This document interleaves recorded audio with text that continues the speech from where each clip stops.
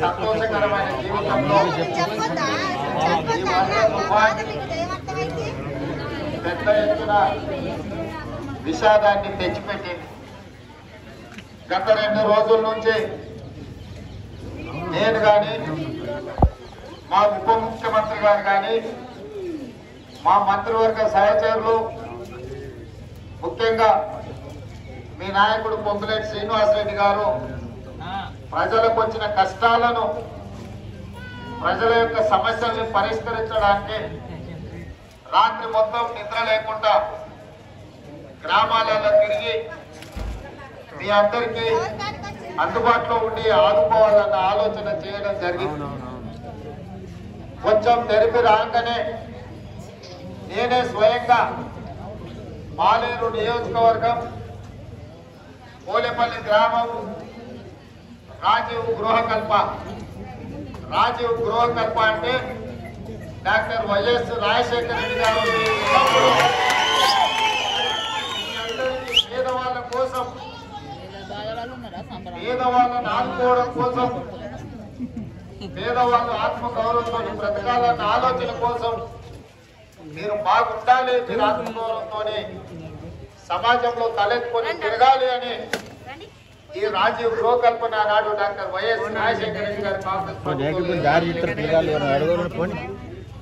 మీకు తెలుసు.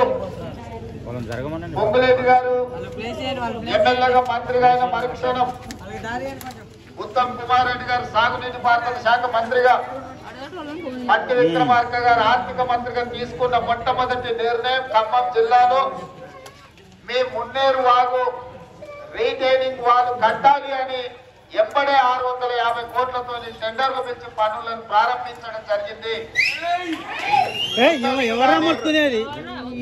రాబోయే ఉపద్రవాన్ని రేగుతుంది. మీకు ఈ వరద నుంచి కాపాడాలి అంటే శాశ్వతంగా ఈ రీటైనింగ్ వాల్ కట్టేనే ఎంత వరద వచ్చినా పోలేపల్లి గ్రామంలోకి చుక్క నీరు రాకుండా రీటైనింగ్ వాల్ కట్టినప్పుడే మీకు న్యాయం జరుగుద్ది అని చెప్పి ఆలోచన చేసి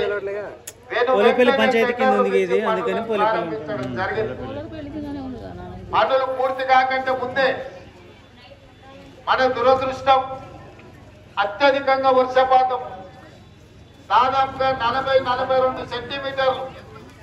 నాకు తెలిసి పెద్దలతో మాట్లాడుతుంటే 60-70 ఏళ్లలో ఇట్లాంటి వర్షాన్ని, ఇంత పెద్ద ఎత్తున 40 సెంటీమీటర్ల వర్షాన్ని మేము చూడలేదని పెద్దలు చెప్పారు. ఇవాళ ప్రకృతి వైపరీత్యం వల్ల, అత్యధిక వర్షం వల్ల పేదవాళ్ళు, ముఖ్యంగా రాజీవ్ గృహకల్పలో నివసిస్తున్న ఇక్కడున్న వందలాది కుటుంబాలు ఈరోజు నిజంగా తీవ్రంగా నష్టపోయినాయి. నేను ఇప్పుడే అక్కడ అక్క ఇంట్లోకి పోయి కిందికి పోయి అన్ని నేను చూసిన.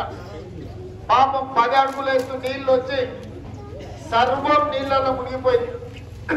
కష్టపడి సంపాదించుకొని కూడబెట్టుకొని కొనుక్కున్న ఉప్పు, పప్పు, బియ్యం, మంచినీళ్ళు, చిన్న చిన్న తినుబండారాల నుంచి మొదలు పెడితే టీవీ, ఫ్రిడ్జ్, మంచము అన్ని రాత్రిపూట నీళ్లు రావడం వల్ల కనీసం ఆ సామాన్లను కూడా తరలించుకునే వెసులుబాటు అవకాశం లేక ఈరోజు మీరందరూ తీవ్రంగా నష్టపోయినరు, మొత్తం బురదలో కూరుకుపోయినరు.